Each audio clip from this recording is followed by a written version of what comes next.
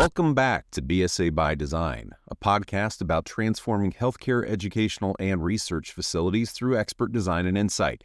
I'm your host once again, Brian Moore, and in this episode, we'll take a look at safety risk assessments and operational planning. Let me introduce you to our guests, Teri Joy and Wendy St. John. Teri Joy is the Director of Ops Planning at BSA and has been with BSA for 6 years. A graduate of Indiana State University, Teri has certifications in EDAC, emergency nursing, and trauma nursing. And she has spent over 32 years as a registered nurse. 26 of those years have been in the clinical operations and leadership roles with Eskenazi Health and Union Hospital. At Eskenazi, Teri was the Director of Trauma Services, Perioperative Services, Orthopedic Services, and Clinical Education. She has served as an education board member for the Nursing Institute for Healthcare Design for 3 years and a member of the HCD and PDC Abstract Review Committees for over the last 3 years. Teri is a member of subcommittees within the Hospital Group for Facility Guidelines Institute. She's been a guest on this show previously. Wendy St. John is a senior healthcare operations planner, has been with BSA for 4 years. She graduated with a BSN from Indiana University and has certification trauma nursing. Prior to joining BSA, Wendy was a registered nurse with Eskenazi Health for almost 25 years, working as a bedside nurse in the emergency department, and then transitioned to the administrative side of healthcare in trauma services. She held several different roles in trauma services, including the injury prevention coordinator, performance improvement coordinator, and the trauma program manager. Since joining BSA, Wendy has achieved her EDAC certification and become a member of NIH and participated in the HCD Clinical Abstract Review Committee. She's also had the opportunity to present with her BSA colleagues at HFSE, HCD, and PD Summit. Teri and Wendy both lived through the design and build process during their nursing careers and were an integral part of the transition from Wishart to Eskenazi. Welcome to the show. I appreciate you both being here. Wendy, Teri, thanks for joining me. Thanks for having us. Wendy, I know it's your first time on BSA by Design, so will you share how you got into nursing as a profession before coming to BSA? Where'd your passion come from? Sure. So I think I always knew I was going to be in healthcare, whether it was nursing or I thought a little bit about being a physician or therapies of some sort, but landed in nursing every single time. It will age me a little bit, but I remember It depends on what cultural references you make. That's going to do it worse. When I was in maybe middle school or high school, there was a popular show, or to me it was China Beach. Yep, there you did it. Yeah. Yep. One of the main characters was in Vietnam, and I really think that sparked my interest in nursing, particularly like emergency and trauma nursing. So I grew up watching that show, and I think that sparked an interest to move into healthcare. And then really, through my passion for caring for patients and supporting staff, then I was happy to join the design part of healthcare. Yeah. So that's a good thing you didn't say, what is it, on MASH, hot lips hula ham, it's not my inspiration. Yeah, that would really age me, right? And she wasn't your inspiration. She was not. Yeah. Well, again, thanks to you both for coming on. The idea of safety in a hospital setting needs to come from people with insight into how that world looks and works. So I thought having the two of you come on the show and discuss with me why this is important. So let's start by trying to understand safety risk assessments. What exactly is a safety risk assessment in the context of hospital operations? So a safety risk assessment when you're doing an architectural design project is a requirement that the hospital team needs to do to look at all the risk for a specific construction project. It kind of parallels with what the hospital does on a daily basis for Joint Commission or for other regulatory. It's called a hazard vulnerability analysis. Like these are the top 4 to 5 things that are threats to our environment. So those things kind of mesh together. There's categories of a safety risk assessment, and I think infection control, patient handling, mobility, falls, medication safety, mental health, and security. So there are structured, and there are lots of questions in each one of those. Like how many in each section, roughly? I think in the safety one, I just looked, there was like 38. So just a few. Just a few.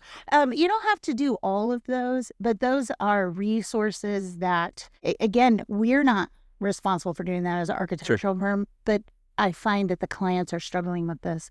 They aren't sure how to answer the questions. They don't know how to mitigate some of the safety risk with design features. And so we're being asked more and more. Is there a scoring on it? Like if you answer so many questions a certain way and you fall below this line, you got to redo it sort of thing? Or it's not necessarily that. I don't know. We looked at it today. It's more of it's a minor risk, it's an intermediate risk, or it's a high risk. And if something is a high risk, high frequency, then it definitely needs addressed. So it's really more of a kind of an assessment for them to complete, to say, you know what, here are the key things that we really need to focus on during this project. What's an example of a high risk, like something that would score? I would say that... I know I'm putting you on the spot. No, that's okay. You can answer that. So I have one pulled up. This was specific to falls. Okay. And with patients, a high risk then in a design consideration in a room layout is to design a location of a call button to be accessible and usable by the patient.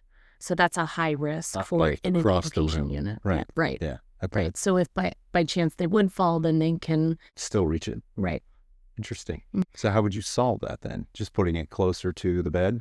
Or the location of where, if it's in a restroom where they've been up, location where somebody would be sitting on a toilet or, by the bed, or movable with the patient. If they're up to a chair, then that you can move that to the chair as well. Interesting.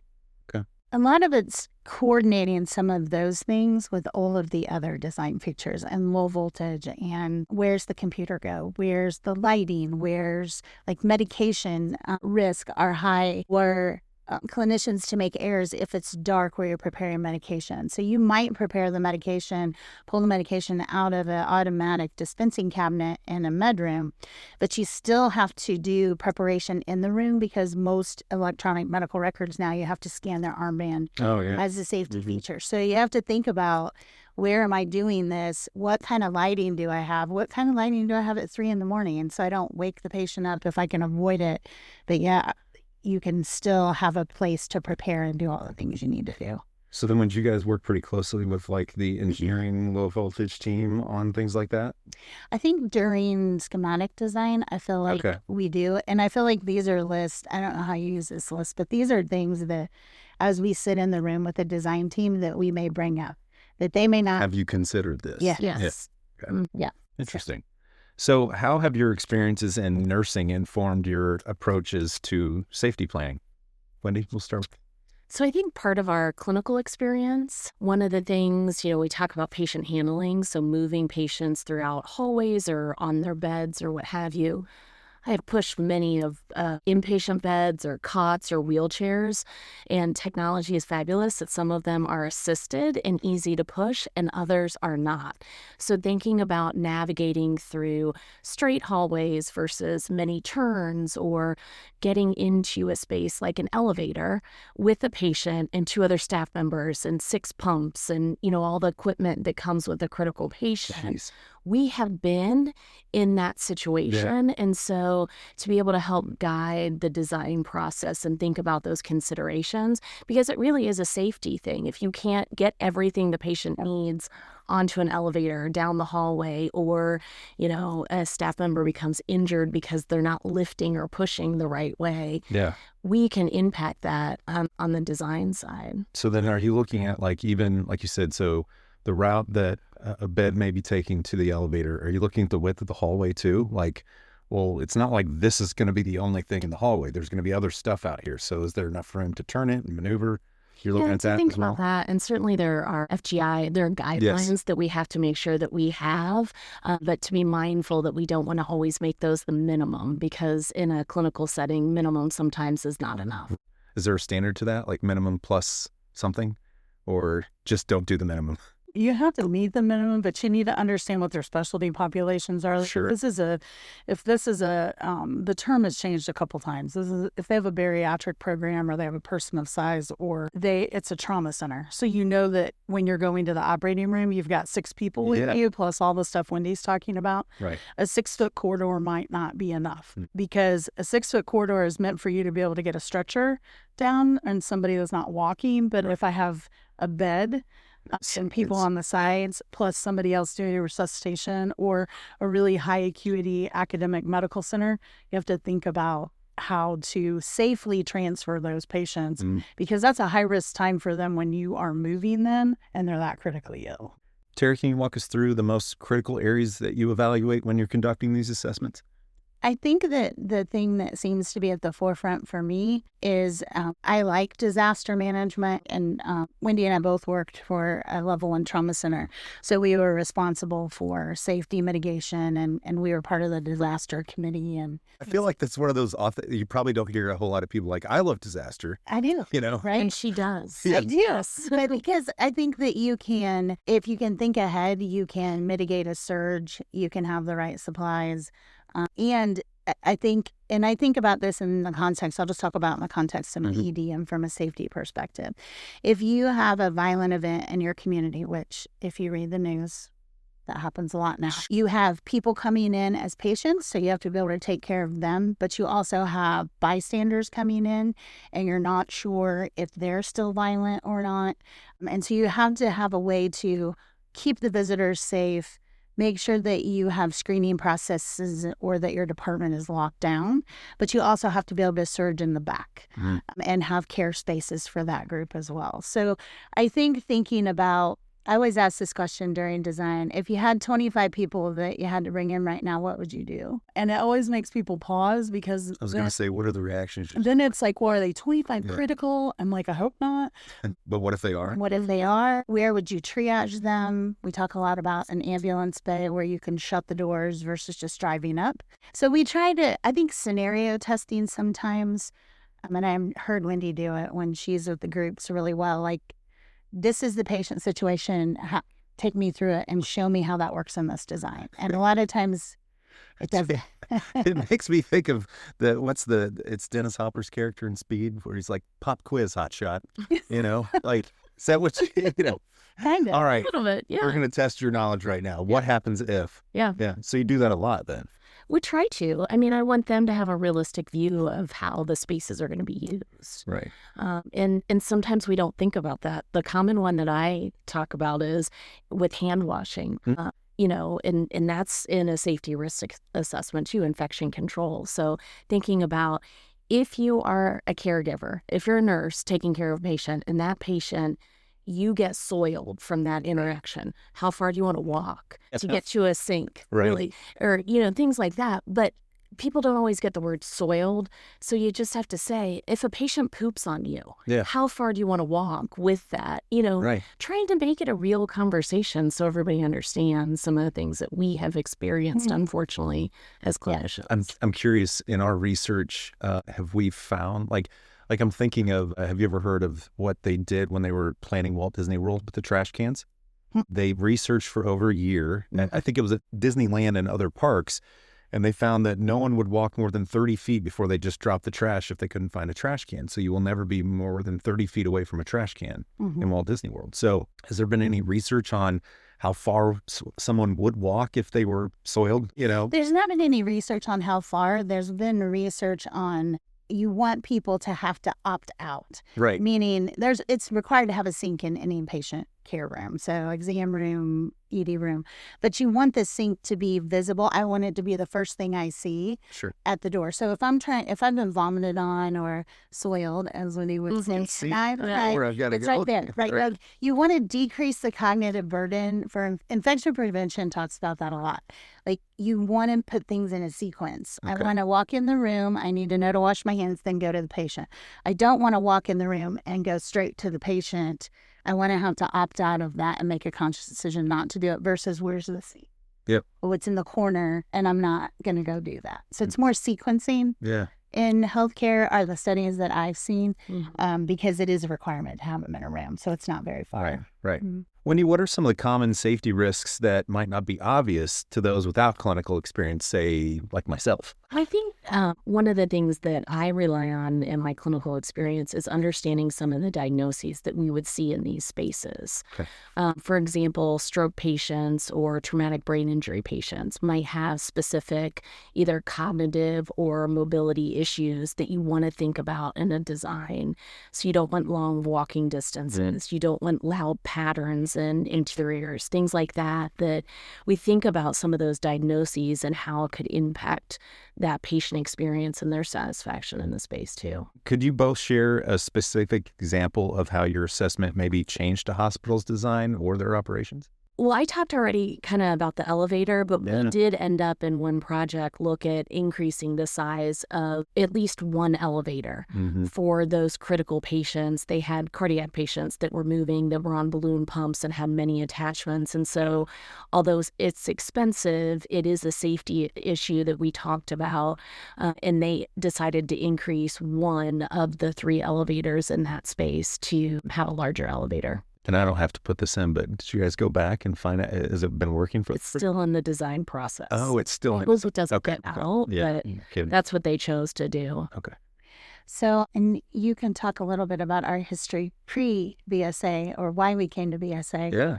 We both had the opportunity to be a part of the user group leadership team when Wishart Hospital, which was a public safety net hospital, trauma center in Indianapolis, built a new hospital. And we worked with the architect and the users were brought in at design development. And there were 6 trauma rooms that were designed. And everyone was excited because it was one more than we had until we started to look at the drawings, and they were so skinny. They were like long and skinny, not a square where you could get around the patient. So we couldn't convince the design team to change it, but we could convince our leadership team to do a mock-up room for us. And so we did a mock-up, like a true mock-up in a warehouse of several rooms. And we took all the equipment over that we actually needed in we would call it a code 77, lots of places call it a trauma 1, like your highest level of expiration, and put everybody in the room with all the stuff and with the architect and the design team. And they were like, I guess this change order is worth it. And so we did change from 6 to 5 rooms so that we had enough. And then we also chose to put doors so that you could safety-wise close that resuscitation area down, because it was where we worked, had a high penetrating trauma rate, so lots of shootings and stabbings and crimes. But it still worked really well, I feel like. And we had overflow area. But until we put everybody in that room, we could not convince them that it just didn't work. They were like, no, it's fine. It's going to cost too much. Like you got to see it in action. Or you feel it. Yeah, you like feel we it. put the design team in. We're like, stand there. Right. Feel like you only have like a foot to get to the wall. So like. Which I would imagine too, if you're in a pressure situation, feeling enclosed even more is not good for your mental psyche. Do you do a lot of mock-ups? I wish we would do more, and sometimes it's a budget thing. Of course. But I think in general, clinicians are kind of visual and tactile, and so I think the opportunity to do VR is probably a good thing for some people, because looking at a plan on a page isn't easy for most clinicians. Yeah. So what are some of the most significant changes you've seen in hospital safety planning over your careers? Teri talked a little bit already about security and then infection control. Unfortunately, we have seen in the news not only things that are happening in our communities, but in our health systems. There have been domestic violence events. There have been, violent events, not only in an inpatient setting, but outpatient setting. So thinking about security, I think, has always been there, but it's much more prominent and more people are paying attention to it. Yeah. And the staff want it. Yeah. So that safety risk assessment we used to have every door in the hospital open, everybody's welcome, nobody's watching anybody walk through. Different time. Right, is gone. So I think those things have changed over the years. And then infection control, obviously we learned a lot in COVID. Some of the things that we did were really good and some of them were bad. And so talking about isolation of a patient and some of the things that you can do in a disaster situation and not, I think infection control is another one that has changed a little bit because of the pandemic. I think that just the violence that you see in the community, staffing is an issue. So you may have less staff. The behavioral and mental health prevalence, like 1 in 5 people have a behavioral health issue. Maybe not acute, but some sort of anxiety. And you can read about that daily on any kind of news piece. And I think it's making sure you have good situational awareness it's just become so much more important Yeah. Like, you can't just sit at the desk and see what you see. Like, you don't want your back to anything. Mm-hmm. You need to think about how to exit out of the room if you need to. You need to figure out how to calm a patient down. So when we talk about like a therapeutic milieu for behavioral health patients, most people that come to the ED aren't having a good day. Right. Right? You don't like come there because you've said this before. Right. You didn't come in because you didn't come in. everything's great. You're not in the hospital or admitted to the hospital typically because, you know, you're there to take care of a problem. It's stressful. And whether you have issues or not, just trying to think about noise and lighting and control and temperature. Like, can you have control over your lights in the room? Can you have, like, because people feel out of control, I feel like, in health when they're in that environment. And I think just trying to give them options is important, but situational awareness everywhere is important now. Mm-hmm. Used to just be in the ER. It's everywhere in the hospital now. Interesting. Teri, how do you balance optimal safety measures with practical operational needs? I think those two things actually support one another. Okay. The challenge that we have sometimes is balancing the safety measure and the practical operational needs with the design intent of the building and the sense of place that we're still trying to establish. I think sometimes the designers think that, I'll speak for myself, they think I'm too, not negative, but realistic. Like, no, that doesn't happen in healthcare. And we're like, it does, and maybe not all the time. Well, you guys have the experience to back Right, maybe not all the time, but let's well, it may not have consider happened to you, but that. it's happened to me. Right. So it's really trying to be respectful of the design intent, but also teaching. I think that's the thing. Like, I find myself teaching more and saying, okay, so here's what we're trying to achieve, but these are the operational considerations, and here's the regulatory requirements. That's the other layer that I think Wendy and I bring to the table. We've been through regulatory visits. We've worked with Joint Commission. We've worked with accreditation bodies, and that's outside of FGI. But you do know what you need if you want to be those things or center of excellence. And really, design can affect that. Which a lot of the clients we work with do. Want to do of course. that. Yeah. What role does the staff input play in your assessment process? I think it's really important to get the staff input. They live in that current facility and they know their patient population. They also know their hospital policies and their staffing patterns too, which can impact some design. So we need to be able to merge that clinical feedback, that atmosphere that they live in currently, with what those design guidelines or requirements are, with also those regulatory bodies. Right. So it's important to listen to them.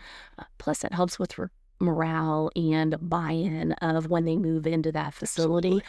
They can be proud of, I was a part of this process and I did this. Some of those things are not possible because they don't meet a requirement, maybe an FGI requirement. Right. And so another role I think that we play is to make sure that the staff understands that. It's not that we don't want to do what you think is the best thing. It's that it doesn't meet that, that guidance. Right. We can't. But we heard you. Yeah. Which, I mean, back to your comment about stuff being everywhere. Like, we did that with our office, right? We had user group feedback of, here's the spaces, and I've heard these horror stories about pro sports stadiums being built, and you never talk to any of the players or staff, and then it's like, well, the sun's in our eyes at 3:00 in the afternoon, and that's when we're playing the football game. Like, it may look great, but you didn't design it in such a way that the quarterback is blind, on a 3rd down and 10. So getting user feedback in any environment is probably good, but having them feel heard and everything. So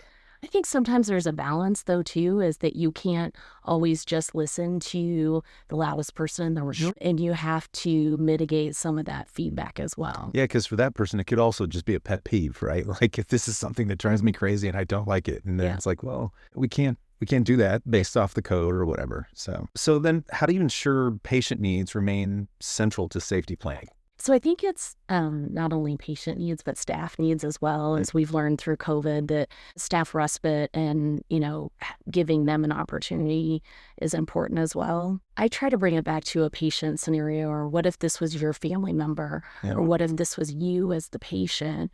How do you think this would make you feel, or how would you feel walking through this scenario, what have you? So, that healthcare is, people in healthcare want to take care of others, right? And so that's why they chose the profession. Right. So just sometimes you have to bring them back to that, is that we're here for the patients, but we also want to be here for you as the staff too. But I think that the conversation of what if this was your child or your family member that was in this exam room, and bring it back to that. Put some reality to it, make them force themselves to see it that way. Yeah. So what safety considerations are particularly important for different patient populations? TJ, you kind of touched on this, I guess, a little bit when you were talking about behavioral health, but how do you address those unique safety needs of specialized units like that or pediatrics? I think a lot of it is access control and screening, and really there is a document that we use, and it's put out by the International Association of Healthcare Safety and Security. It's a resource that FGI uses, and there are people on that committee.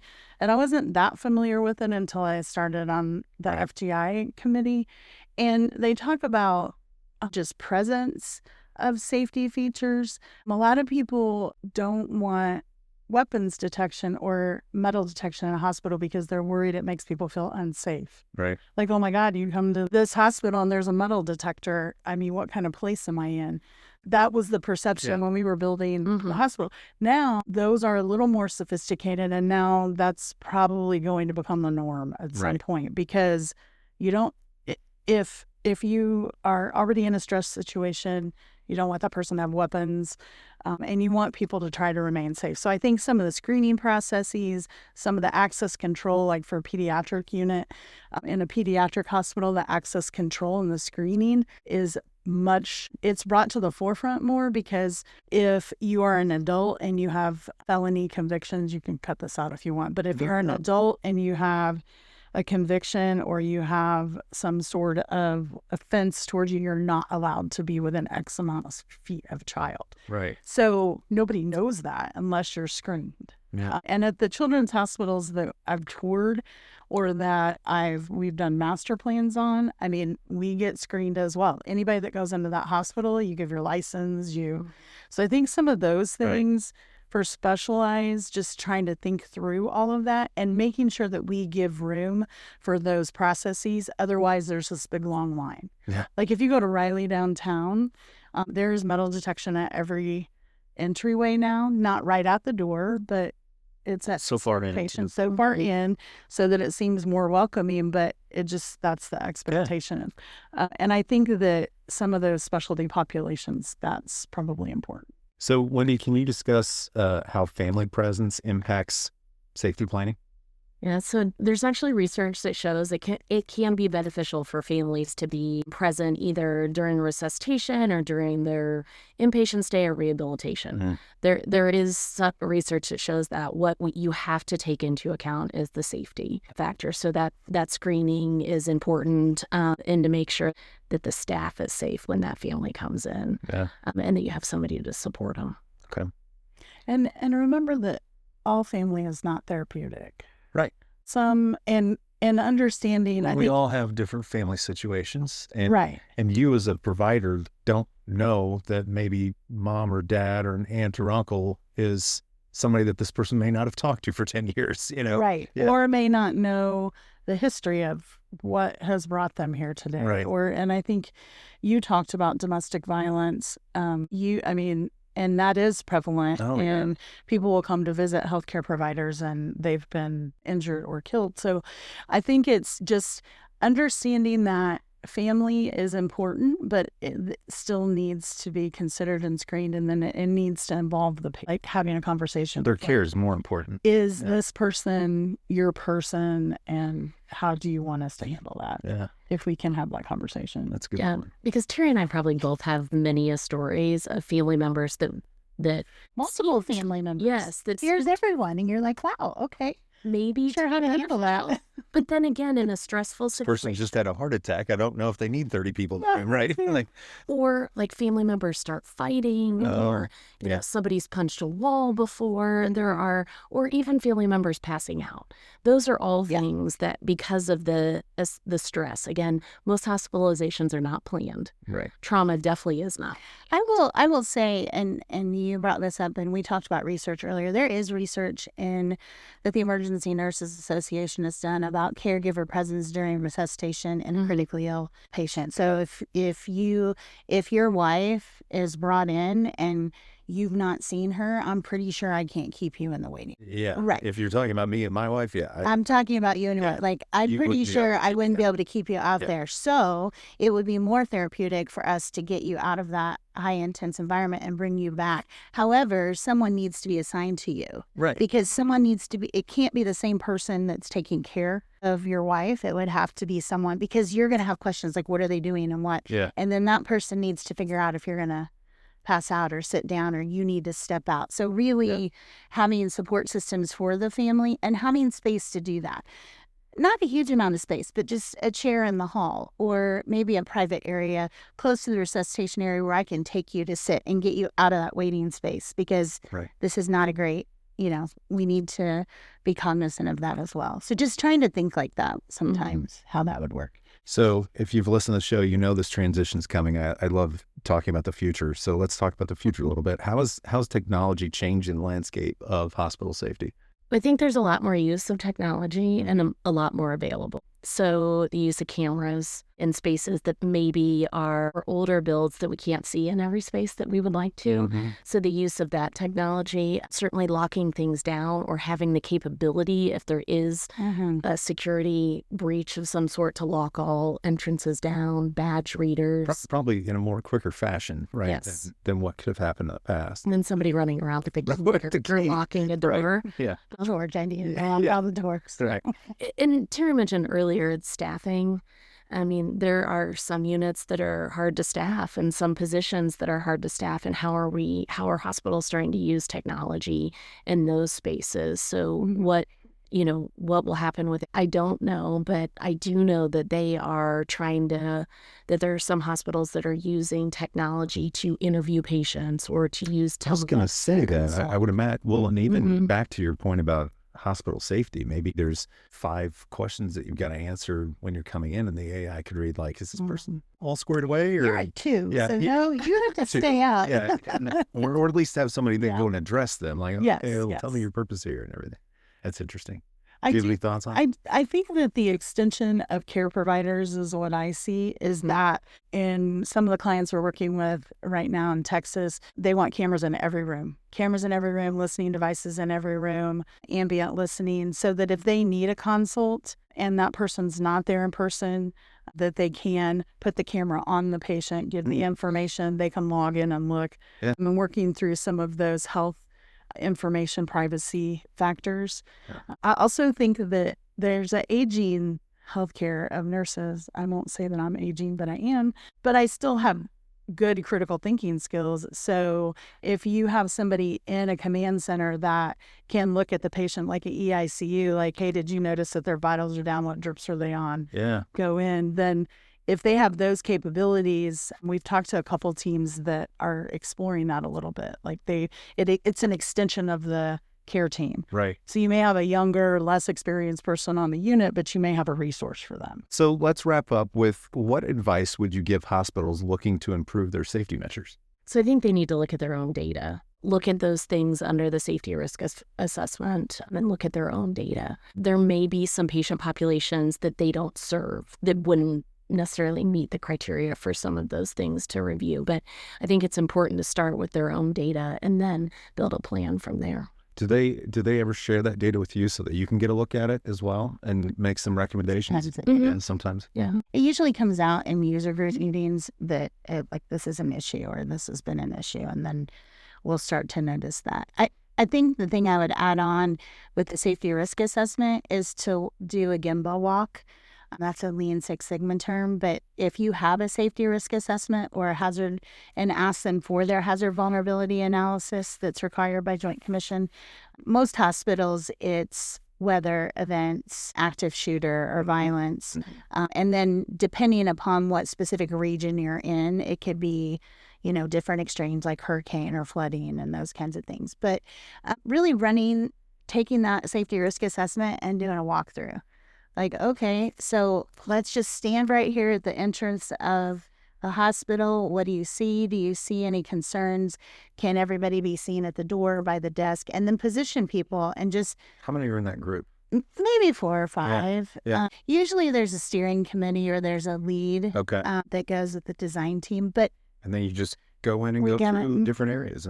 But I think the other thing is, I think we need to do that with our design team sometimes, or maybe have the opportunity to either follow a clinician or sit in a waiting room for a couple hours and just watch. That's how we collect data, but helping them understand the movement and the patterns and really what is going on, I think sometimes helps them visualize how to lay it out. I think it's important to have that as a multidisciplinary team. I agree. Because as a clinician, Teri and I might be looking at some things or, notice some things that are happening in a walkthrough versus, maybe an engineer plumbing is looking at all the ceiling tiles with water leak. They always the engineers always hear the HVAC, and I don't even notice it. And they'll be like, "That's so loud." I'm like, "I'm just glad it's working," but that's not right. Like in my mind, that didn't affect. Well, that's the operation, but they will hear it, and from a noise mitigation, noise affects people that are neurodiverse, and so that's probably very important. It's funny, and it sounds like this was planned. It was not, I assure our listeners, but we talk a lot about our expertise, and we brought all these different kinds of expertise. And whenever I'm recording with the architects or we're talking to an architect, and it's like, what's the first thing you do when you're on vacation? Well, I look up when I walk in the building and I'm scanning this, and everything. And then you hear the engineers like, oh, I can hear that from a mile away. To the rest of us normal people, it's like, I don't pay any attention to that. It's like, oh, this is a pretty building. Right. So I know. And then if you walk into a hotel, like I always walk into a hotel and look at the room and who's here? Does that lock? Yeah. I look for my exit, and then I also look at people's color. I'm like, oh, you're good. You're performing drive. No one's going down.